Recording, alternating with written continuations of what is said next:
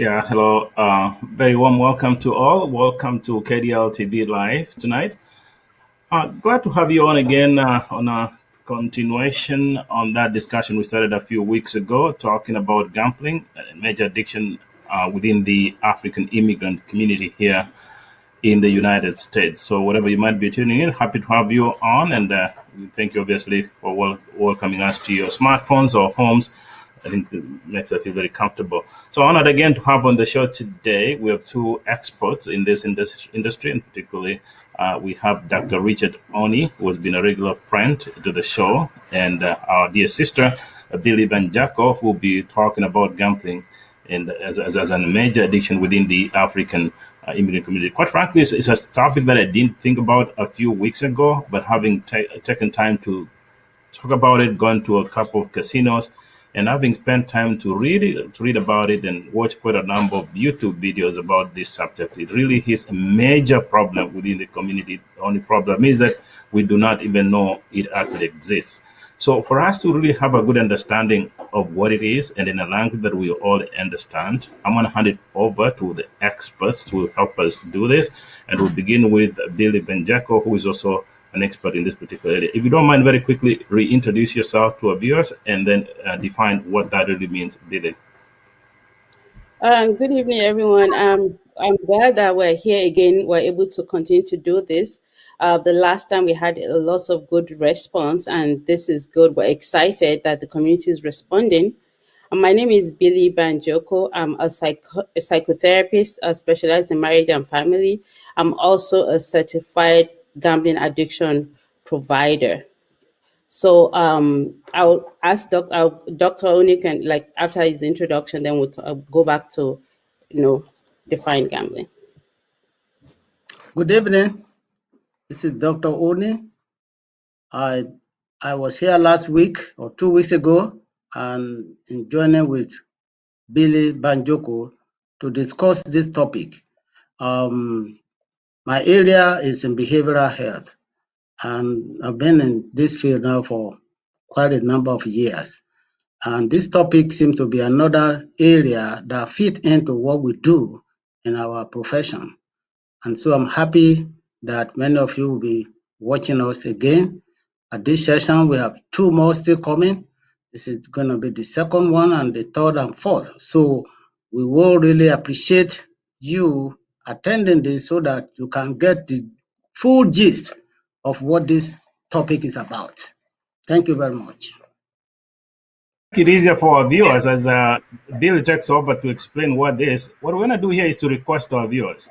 If you're watching this, we are streaming live on Facebook, Twitter, and YouTube. If you have any questions regarding this subject, please feel free to go to the comment section, post your questions there so that we can have you or the two panelists here answer the questions towards the end of the show. So again, over to you again, Billy. Go over briefly what we talked about the last time.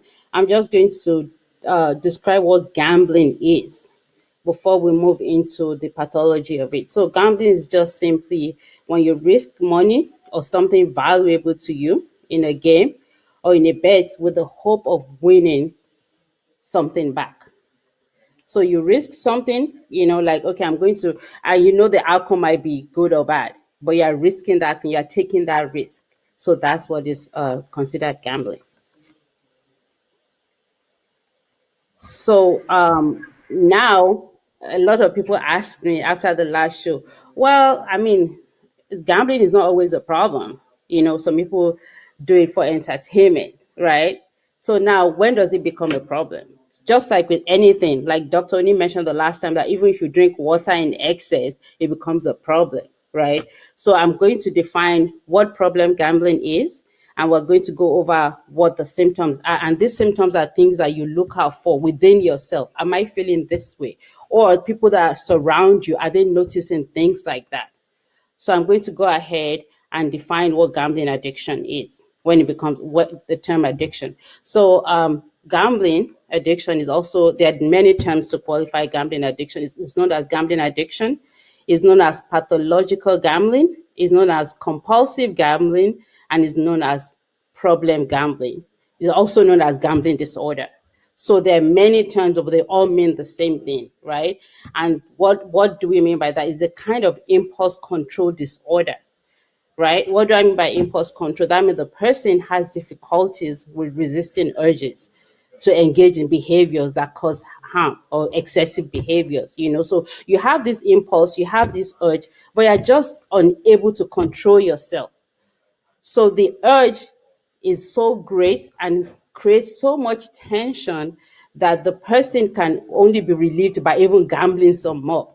So it just like goes round and round. So and to be honest, nobody knows the cause of this impulsive behavior. They've been doing a lot of studies. Some people think maybe it's hereditary, but that person that is suffering from gambling addiction just has this urge to gamble and they're not able to control it. And that urge distresses them.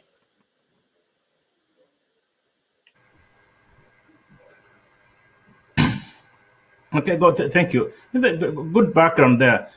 Really, thank you for that introduction. Like an hour ago, I spent almost 1 hour watching a documentary on BBC by Piers Morgan. I think our viewers can watch that as well. In January this year, in the UK, where they're explaining how bad gambling is become, not just for young people, but pretty much every section of the economy. It's one thing to say, yes, you can do gambling. Yes, that's okay. You can say, maybe I might go there. I will make money. That's all right. But we are not saying gambling is absolutely bad. What we are saying, it gets to a point where it becomes problematic. Dr. Oni, do you mind really taking us through what are some of the negative consequences of gambling? Well, there are a few negative consequences depending on who is individual. Just like any illness, you don't experience it the same way. And so the consequence of this is pretty important to note when this is happening within a concept of gamblers. One of those issues might be, a lot of time people lie about it. And when they lie about that, they spend their money just in a way that sometimes those money are not spent in this right way. For example, we may have somebody who is an executive officer that has been doing so well and making good money, but then they run into a problem where they gamble, where they go to casino or somewhere else or bet and lose some of those money. And a lot of time when that happens, the executive director that everybody knows that has money in the neighborhood will lose their property to start with. Then they start from not taking care of the family. And when that happen again causes what they call domestic violence in the house. And when that happen, that's a separation again that start. So from there, people become more ill in other areas. The illness that can turn out to be mental health issues, whereby people get depressed, people have depression so much that they cannot even get up to do their daily activities. So we see so many ways that this effect happen again and impact the people that are gamblers. A lot of time we say we don't want to really hide it, but people try to hide it so much and it comes out. By the time we know, a lot of damages have been done. And that is why it is important when we notice that even with the family, that usually people who have so much money, they now ask him and borrowing more money. So they become so much in debt. And through that, they become also depressed. So we usually see the interjection or interaction between mental illness and gamblers. And sometimes that also leads to people drinking. And when they have that urge to drink, that is the time they become alcoholic. And so you can see how that compounded to different type of illnesses. And so those impacts are very many, but a lot of time we just take a look at what can we do about that. That is when people start hiding it so much, but then what you are hiding become public information. And as such, they cannot help it again. And that becomes so dramatic and so hurtful in the family. Okay, good. Thank you, Dr. Billy, obviously, of the three of us, you're the expert. This is what you do. You've done a lot of research. You've counseled a lot of people across different groups. surely this is a major issue. So do you mind, again, for you as well, explain to our viewers some of the negative consequences, if you will, to whatever demographic you want to choose?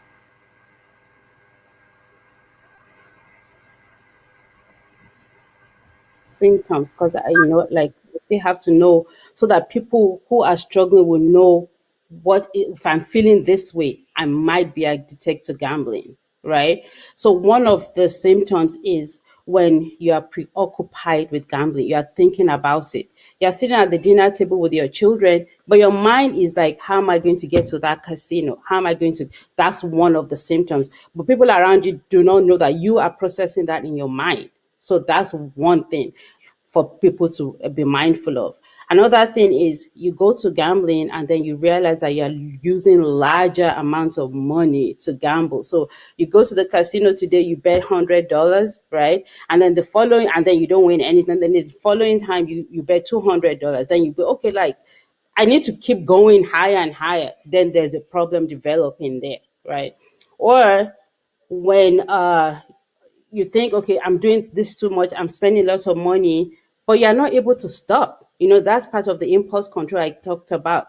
You are just like, and then you become really cranky and moody because you're not able. So sometimes, as family members, we can notice that this person's behavior has changed.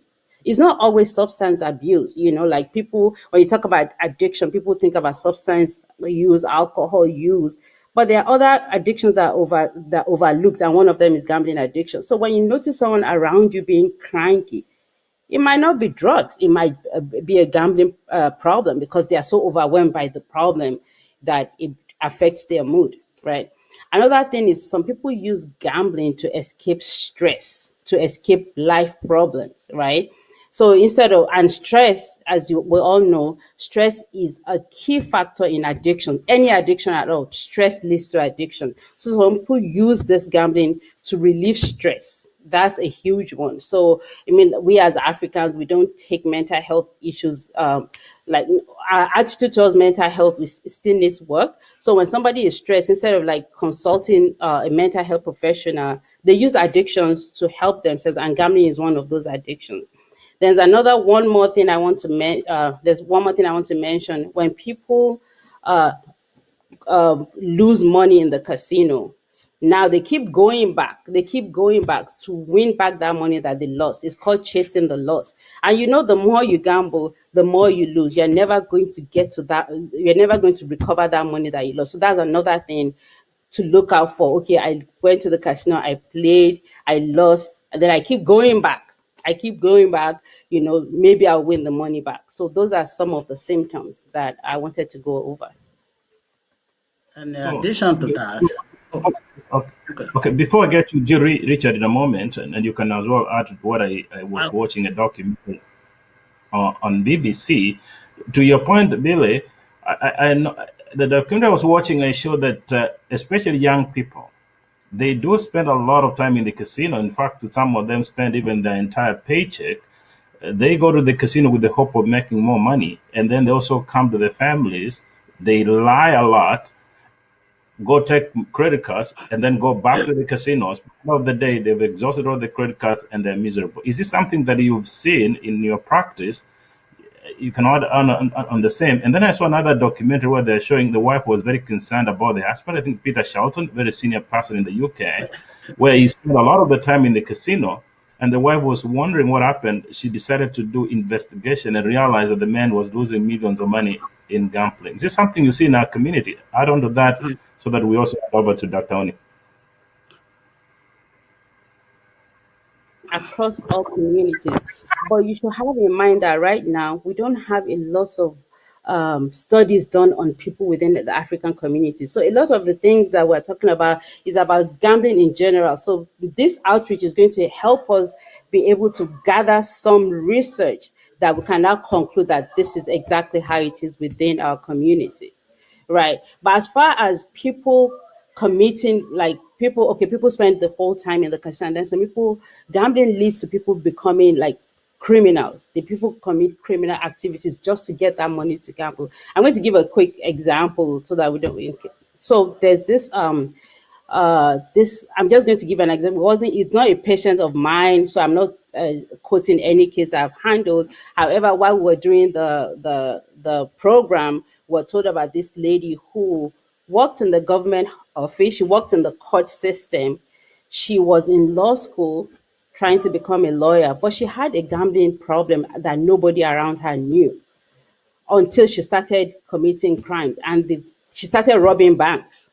And nobody, I mean, she robbed like 3 or 4 banks so that she would be able to get money for gambling. It was probably about the fourth time that she was caught, and everybody was like, what? So this is the person that is doing this. So that just explains the severity of the addiction. So when people don't have enough money, they've exhausted everything, they've sold their houses, they've sold everything, then they turned criminal. So somebody that was working in the court system, in the legal system, and also going to law school, had a gambling addiction, and she started to rob banks.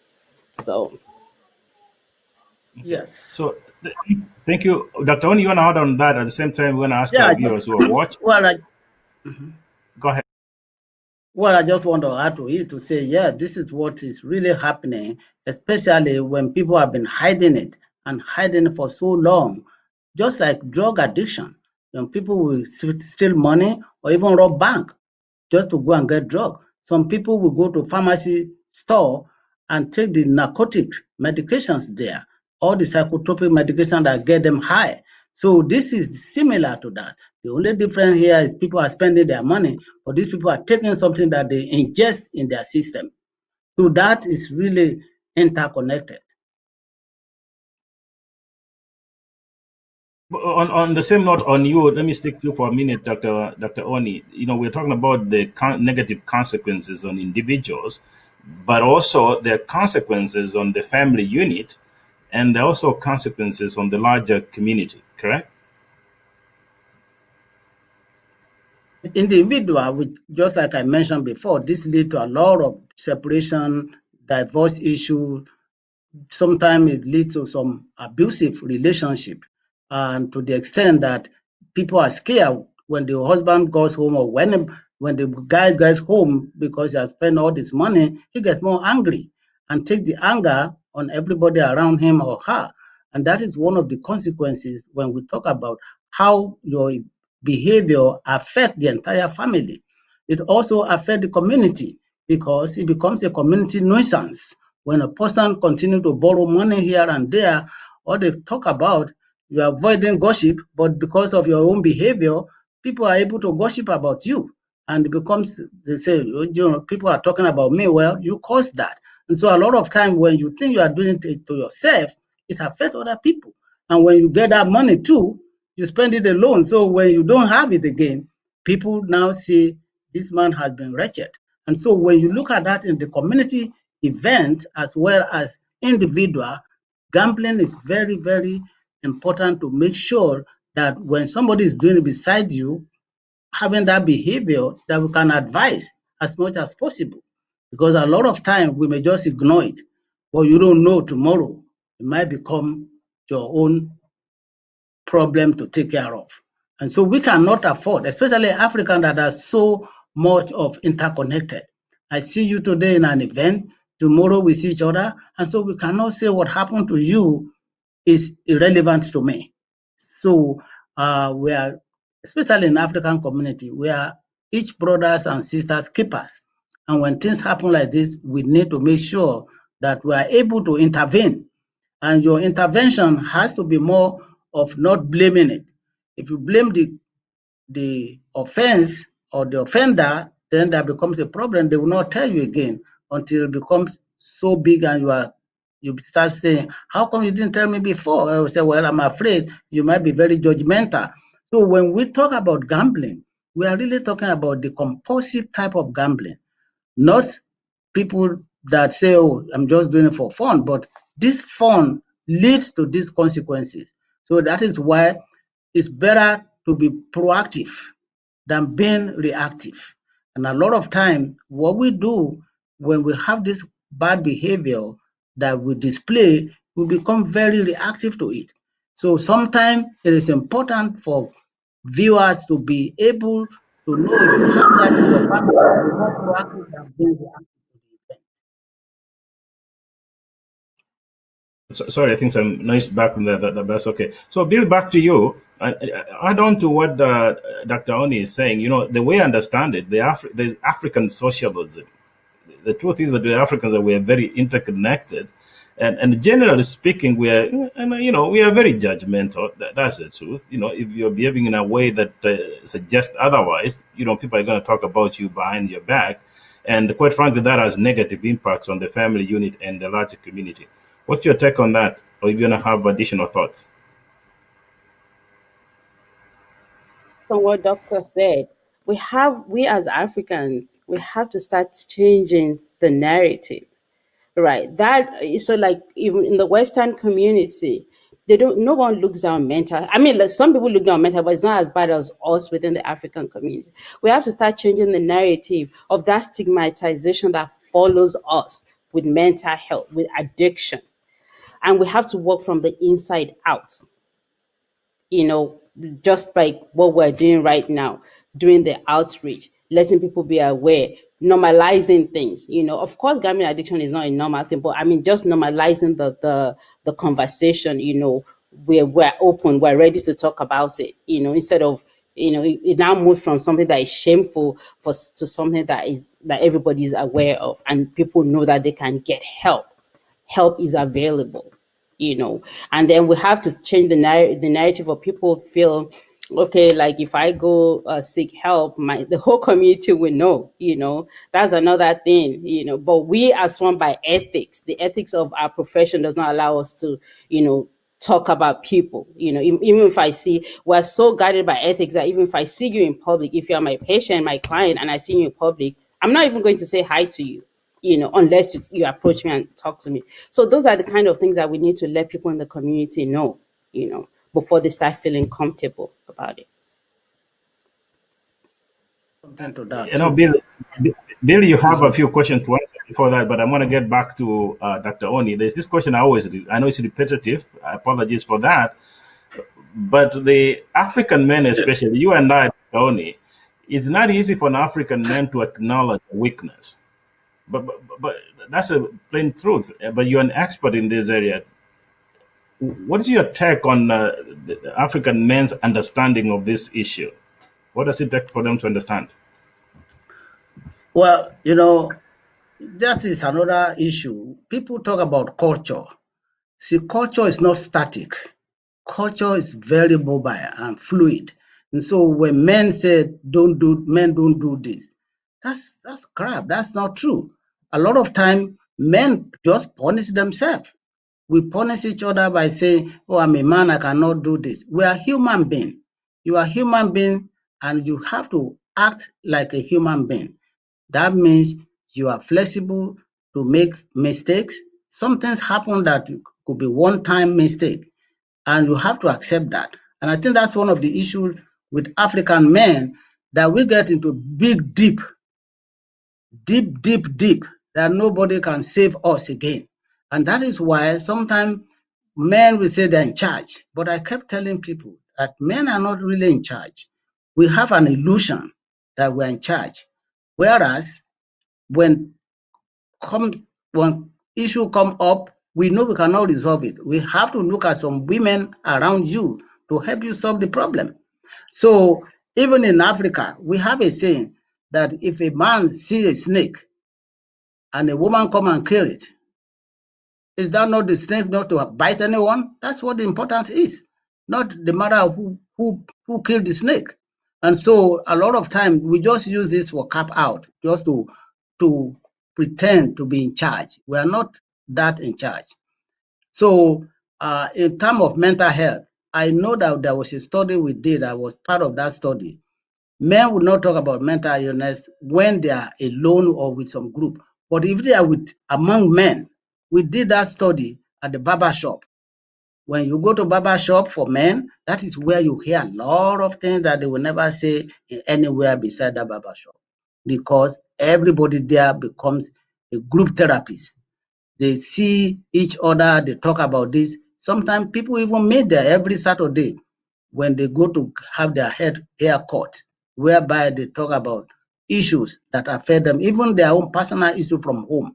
So for me, I don't have issue like that. However, any man that comes across, I usually make sure that I let them know, don't have the illusion that you are in charge.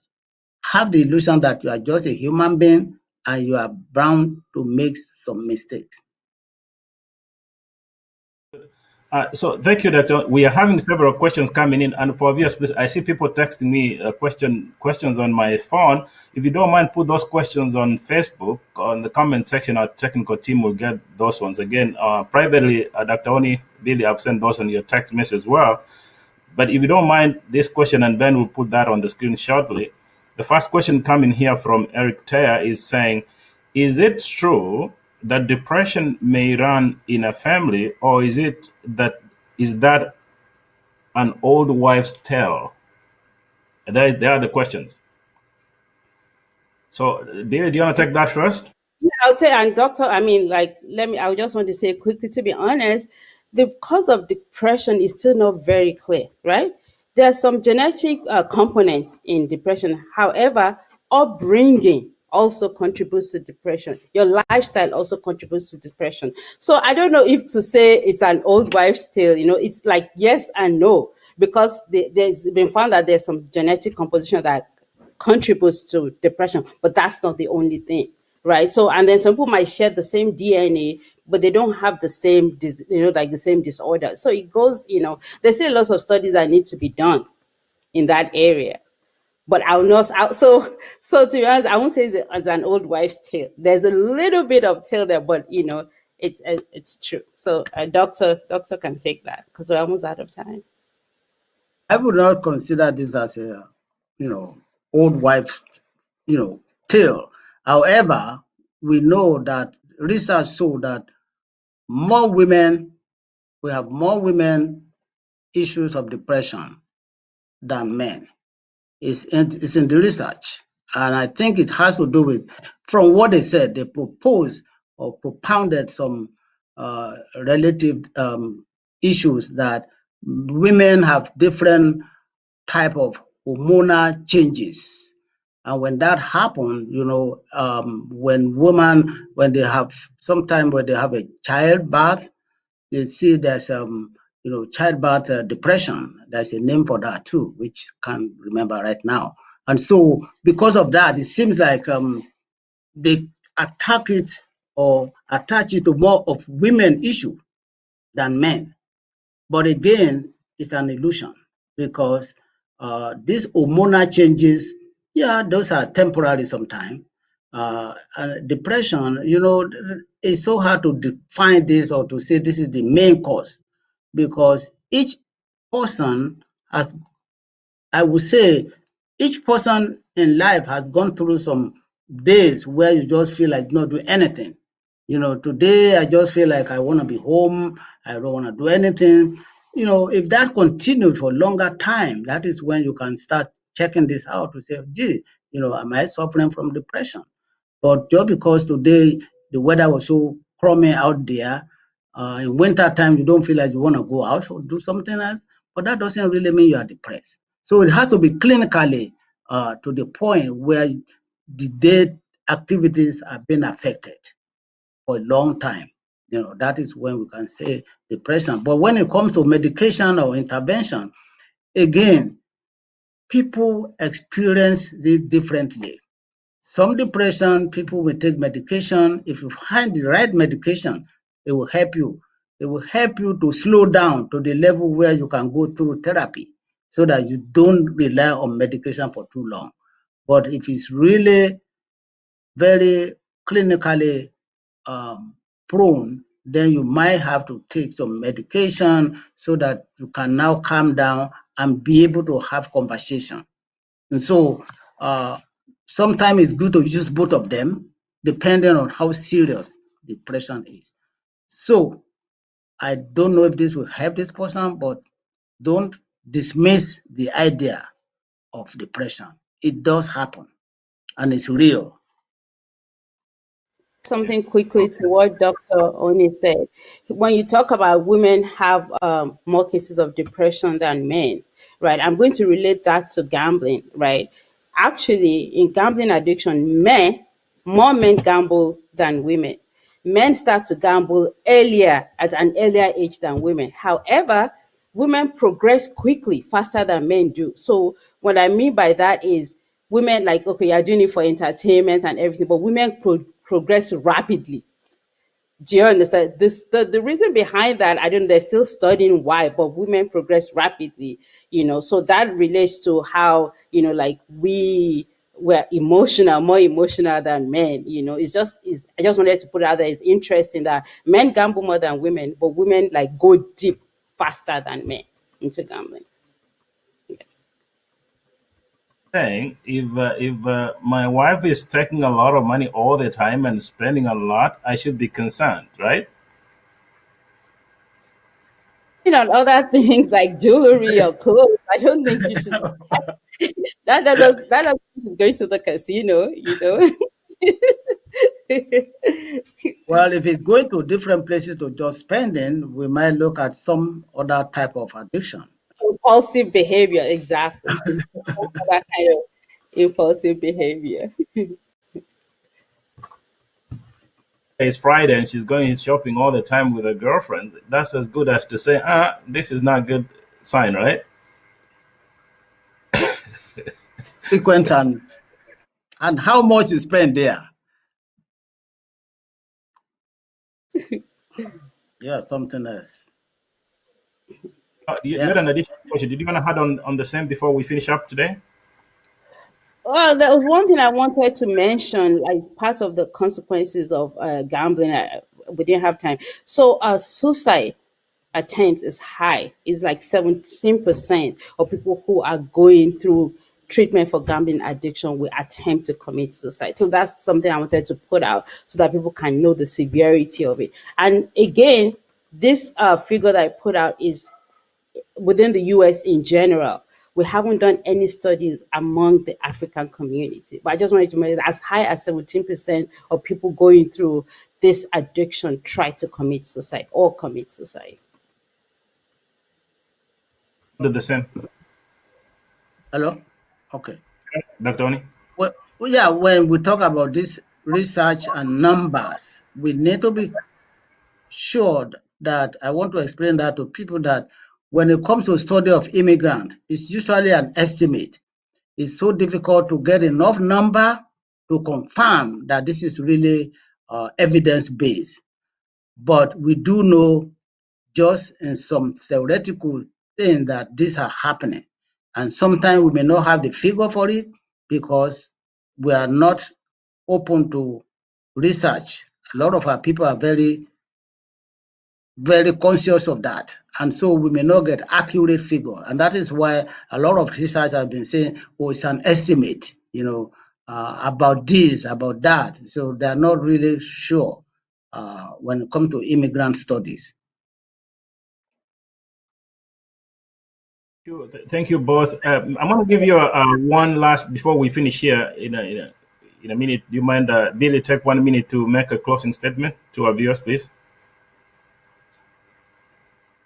Thank you for having us here. This is I'm glad that people are getting engaged by the type of questions we're receiving, and we are going to look through all the questions and we'll answer some the next during the next segment.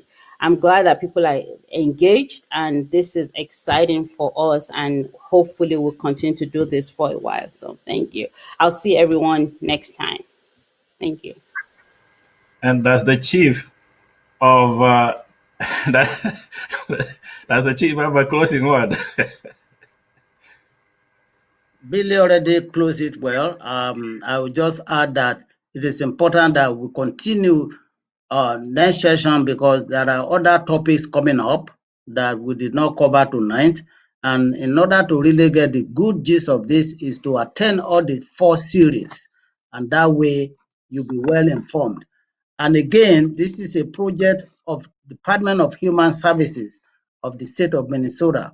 And it's in conjunction with the department that this program is being offered. And we hope that people will take advantage of that.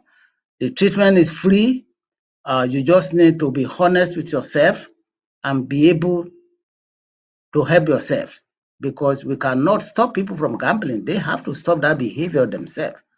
Our job is to encourage them to go and look for treatment, and the treatment is available. Thank you very much. Okay. Thank you both. Again, thank you both and for a wonderful discussion this evening.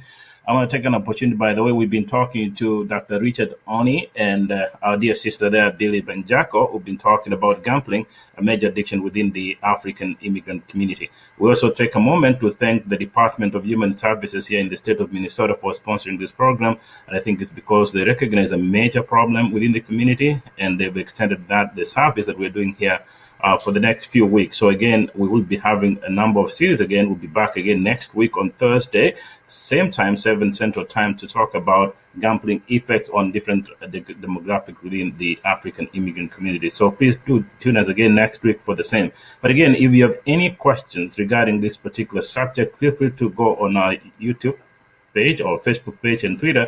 Post any questions that you might have. We'll collect those questions, and then the next week, when the two very smart minds come back on the show, they will have an opportunity to answer those questions to you as well, and also encourage you to continue engaging as we have this conversation. Meanwhile, on behalf of KDRTV, we welcome you to another show on Sunday at 10 Central Time, when we continue our diaspora narrative. So on Sunday, we're having two community leaders. We're having Hulda Momanyi Itzler, who will be carrying the Kenyan flag, and a good friend of ours, Kamathi Diham of the Liberian Association of Minnesota OLM, also be talking about the need for the African immigrant communities here in the United States, particularly here in Minnesota, to work together towards the common good. So we hope you join us again on Sunday at 10 Central Time, also at 11:20 Central Time on Sunday. We'll be having a good friend, Jean Galgalo of the Riddle Africa in St. Paul. I think those guys have done a fantastic job where they're trying to talk about culture, the importance of culture and its intersection with economic growth. So we've lined up a fantastic panelist on Sunday to talk about the two aspects. One, beginning with the Kenyan flag and the Liberian flag. The two community leaders will be talking about the need for unity, and then obviously socioeconomic aspect of it with Jean Galgalo at 11:20. So we hope you join us again then. But for the two wonderful faces, my very dear sister there, Billy Benjako, and our good friend, the Chief, Dr. Richard Oni. We will see you all again here next week at 7 Central Time. Thank you so much and have a good night.